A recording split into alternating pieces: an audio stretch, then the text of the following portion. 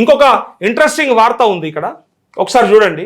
కడియం శ్రీహరి మీకు అందరికీ ఎరక కదా, ఎమ్మెల్యే కడియం శ్రీహరి, స్టేషన్ గన్పూర్. ఆయన నిన్న ఒక మాట అన్నాడు. ఏమన్నాడు తెలుసా? ఆయన ఏమంటాడంటే, కల్వకుంట్ల కవిత లిక్కర్ స్కామ్లో దొరికి జైల్లో ఉంది కాబట్టి నేను కొంత నాకు బాధ అనిపించింది, అందుకోసమే నేను ఆనాడు బీఆర్ఎస్లో గెలిచినప్పుడు కూడా నేను పోయి కాంగ్రెస్లో చేరినా అని చెప్పిండు కడియం శ్రీహరి. ఆ మాట ఏందో ఒకసారి మీరు చూడండి, మీకు చూపెట్టాలి. అంటే ఒక సాకు దొరకాలన్నమాట ఏదో ఒకటి.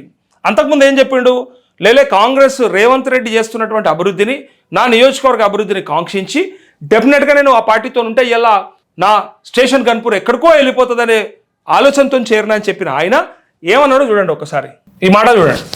చేయడానికి కూడా ప్రధానమైన కారణం ఆయన ఏమంటాడు, ఆనాడు కవిత లిక్కర్ కేసులో ఇన్వాల్వ్ అయింది.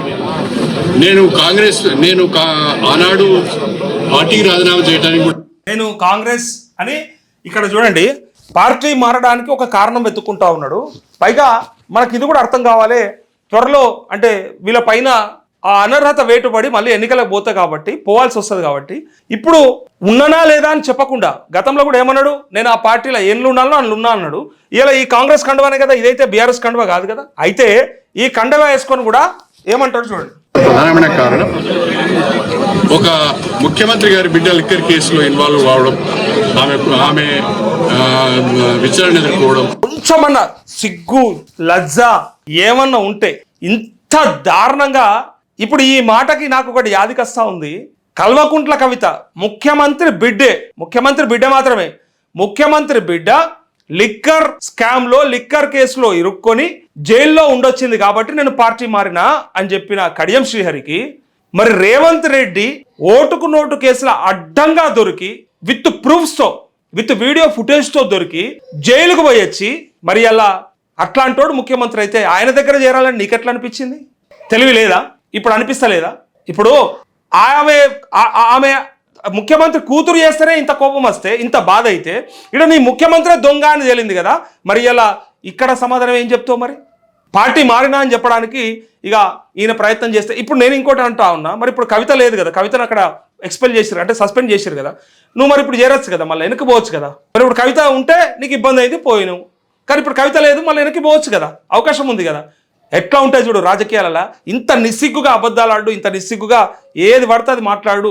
కవిత ఇట్లా చేసింది కాబట్టి నేను వెళ్ళిపోయినట్టు, ముఖ్యమంత్రి బిడ్డ చేస్తేనే నీకు ఇంత బాధ అయితే, నీ ముఖ్యమంత్రి పెద్ద చీటర్ దొంగ అని చెప్పి డైరెక్ట్గా వార్తలు వచ్చినాయి, పైగా బయట మాట్లాడుకుంటుర్రు. అయినప్పటికీ వీడియో ఫుటేజ్లు కూడా ప్రూఫ్ ఉంది కదా, దొరికింది కదా ఓటుకు నోటు కేసులా. అది తప్పు కదా, అది తప్పు అనిపించలేదా? ఇప్పుడు కడియం శ్రీహరికి మరి అది తప్పు ఎట్లయితుంది, ఇది రైట్ ఎట్లయితుంది? ఇట్లా ఆయనకి ఏంటంటే కొంత మతి భ్రమించిన మాటలు అంటారు ఇవన్నిటి కూడా. ఆలోచన లేక, తెలివి లేక, ఆగమాగమయ్యి ఎటు ఉండనో తెలియక, ఎటు మాట్లాడితే ఏమవుతుందో, ఎవరేమంటారో, అనవసరంగా ఇదని ఇదనుడు ఎందుకు ఇదంతా అని ఇట్లా ఒక్కోసారి ఒక్కో స్టేట్మెంట్ ఇస్తూ ఉంటాడు. ఇది అనకపోతే ఏమయ్యా నీకు ఏమాత్రం? కవిత లిక్కర్ కేసులో దొరికింది కాబట్టి నేను కవిత లిక్కర్ కేసులో దొరికితే మరి మీ ముఖ్యమంత్రి రేవంత్ రెడ్డి పైన కేసులు ఉన్నాయి కదా, మరి అంతకంటే దారుణమైన కేసు కదా అది. ఇంకా ఆమెనన్నా వ్యాపారంకు సంబంధించినటువంటి అది స్కామా, ఇంకా ఈ ఫైనల్ కూడా కాలేదు, అది ఏందో కూడా బయట పడలేదు ఇంకా. కానీ నీదైతే డైరెక్ట్గా దొరికాడు కదా దొంగలాగా, పట్టపాటిలి డబ్బు సంచులతో దొరికిండు కదా, అది దొంగేశం కాదా? దాన్ని మళ్ళా ఎట్లా సమర్థించుకుంటే ముఖ్యమంత్రిగా రాష్ట్ర ప్రజలు గెలిపించారు, నేనుంటే తప్పేందంటాడు అన్నట్టు. ఆయన అట్లా మళ్ళీ దాన్ని కవర్ చేసుకుంటాడు. ఈయనకేంటంటే ఇప్పుడు చాలా నిరాశ నిస్పృహలో ఉన్నాడు. ఎట్టి పరిస్థితుల్లో మమ్మల్ని డిస్క్వాలిఫై చేస్తారు, మేము మళ్ళీ ఎన్నికలకు పోవాలి, ఇటు కాంగ్రెస్లో ఉంటే గెలిచే పరిస్థితి లేదా, అటు బీఆర్ఎస్ పోతే రానియరా, మమ్మల్ని ఎటు పోమంటారని ఆ టెన్షన్లో ఉన్నాడు.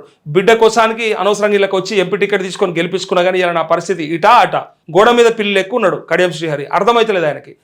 ఇటు అవకాశం ఇస్తే ఇటు దుంకుతామని ఉన్నది, అటు అవకాశం ఇస్తే అటు దుంకుతామన్నది, కానీ ఎటు అవకాశం ఇస్తలేరు. రెండు దిక్కుల దారులు మూసుకుపోయినాయి. అట్లయి టెన్షన్లు ఉన్నాడు ఆయన.